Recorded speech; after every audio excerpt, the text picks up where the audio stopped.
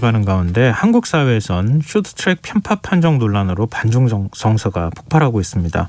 이 질서라 중국 누리꾼들 역시 황대헌 선수 SNS를 테러하는 등 혐한 공격을 멈추지 않고 있는데요.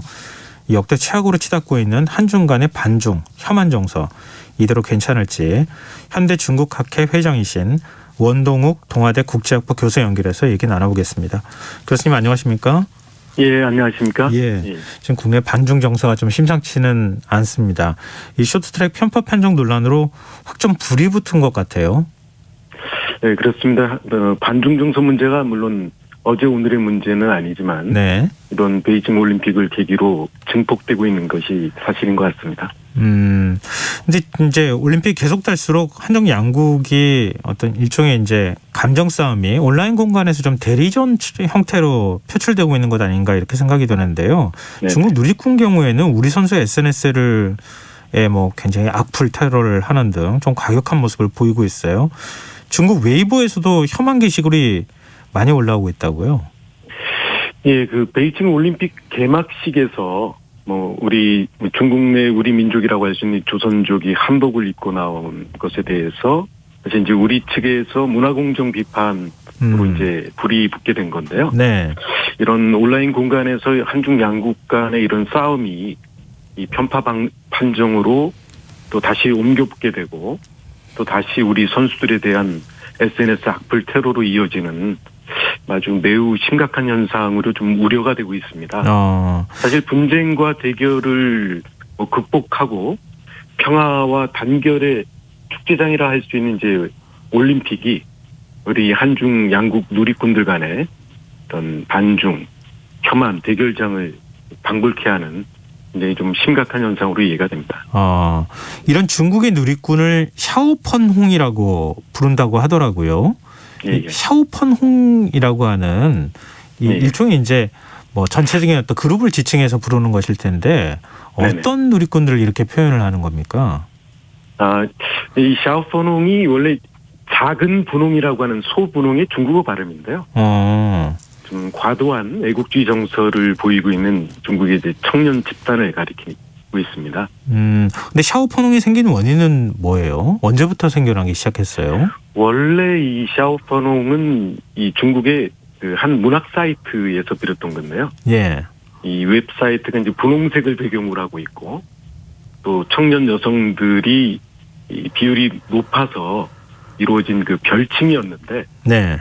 이게 이제 중국이 G2로 급부상했던 2008년 전후에서 이 웹사이트 이제 성격이 바뀌게 됩니다.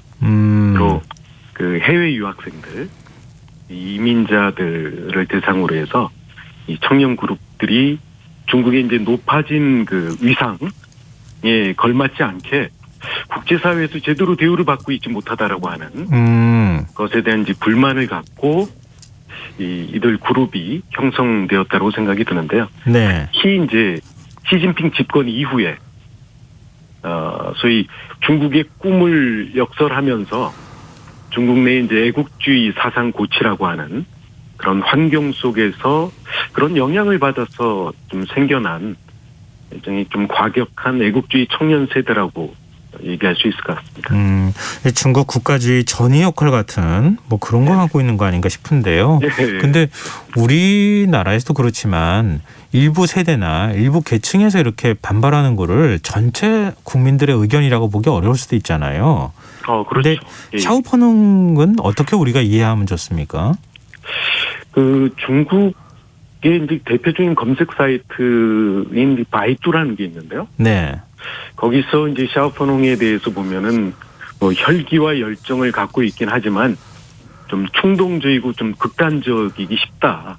그리고 어떤 사상의 어떤 포용성이 없고 적대 세력이나 서방에 대한 좀 강한 경계심 혹은 공격성을 드러낸다고 이미 지적을 하고 있습니다. 그러니까 우리 사회의 일배 문화와 좀 유사하게 중국 내에서도 이것이 양날의 칼이 될 수 있다라고 하는 그런 심각한 사안으로 뭐 인식을 하고 있다고 생각이 됩니다.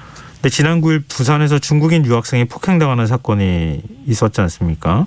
네네. 이게 올림픽 탓에 한국인이 중국인을 때렸다. 뭐 중국에서 SNS에서는 이렇게 지금 소문이 퍼지고 있다고 하던데 네네. 이것도 좀 영향을 미쳤을까요? 지금 혐한 분위기가 조성이 되는데. 사실 뭐 제가 이제 있는 동아대가 이제 부산에 있고요. 예. 뭐 부산에도 많은 중국인 유학생들이 생활하고 있는데 이번 폭행 사건이 뭐 올림픽과 꼭 연관돼 있다는 증거는 뭐 아직까지는 없는 것으로 합니다.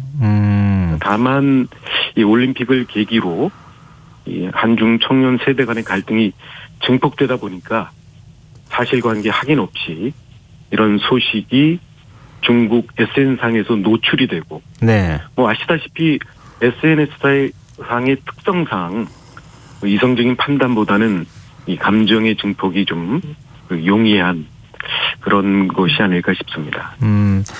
네, 뭐 올림픽 경기를 좀 특히 이제 쇼트트랙 경기를 지켜본 뭐 우리 국민들 입장에서는 굉장히 화가 나기도 하고 그렇죠. 그러셨을 것 같은데요. 중국은 또 전혀 다른 방식으로 이걸 이해하고 있는 것 같더라고요. 네네. 근데 올림픽이 시작된 이후에 이제 그런 것들이 영향을 미쳤는지 온라인에서는 지금 한중 누리꾼들 간의 뭐 다툼이라고 해야 될까요? 뭐 서로 간에 대립하는 모습들이 많이 보여진다고 하더라고요. 네네. 지금 중국 퇴치 문구란 제목하에 중국어로 번역된 천안문 관련 문장도 공유되고 있고 동태망이라는 사이트 주소도 지금 공유를 하고 있던데요. 이런 현상 어떻게 좀 해석을 하면 좋을까요? 뭐 앞에 말씀드렸듯이 뭐 온라인 상에서 한중 청년 누리꾼들의 싸움이라는 것이 사실 뭐 그 팩트에 기초한 뭐 이성적인 논쟁의 방식이 될 수가 없고, 네. 이 감정적 분노의 이제 배설로 이어지고 있는 점에 우리가 좀 주목할 필요가 있을 것 같습니다.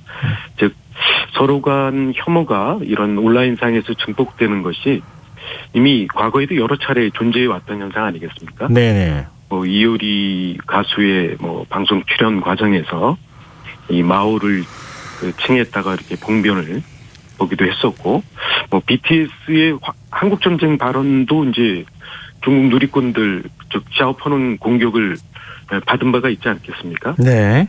그 이후에 뭐 김치, 한복 등 뭐 한국 네티즌들의 감정을 건드리면서 이 촉발되었던 이 논쟁이나 충돌 역시 사실 사실관계에 천착해서 진행되었던 것이 아니라 일부 극렬 누리꾼들의 선동으로 인해서 오히려 상호 간의 혐오가 증폭되는 그런 기제로 작동되어 왔다고 할 수 있을 것 같습니다. 그래서인가요? 젊은 층에서는 반일보다 반중 정서가 더 강하다. 이런 분석도 뭐 제기되고 있던데요. 교수님 보시기에는 어떠세요? 실제 작년 11월에 저희 현대중국학회 국제추계학주에서 이 관련된 논문이 발표가 좀 됐었는데요. 네.